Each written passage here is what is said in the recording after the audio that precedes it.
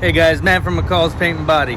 If you're new to the channel, welcome. If you've been here before, welcome back.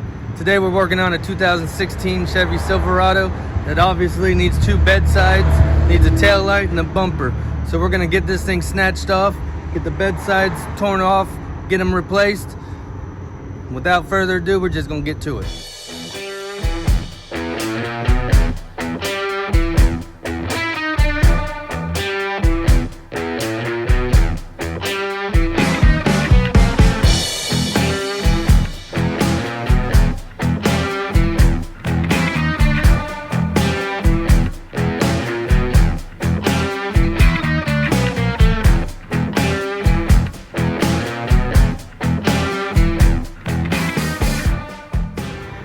Alright, so here you go, final result on the Silverado.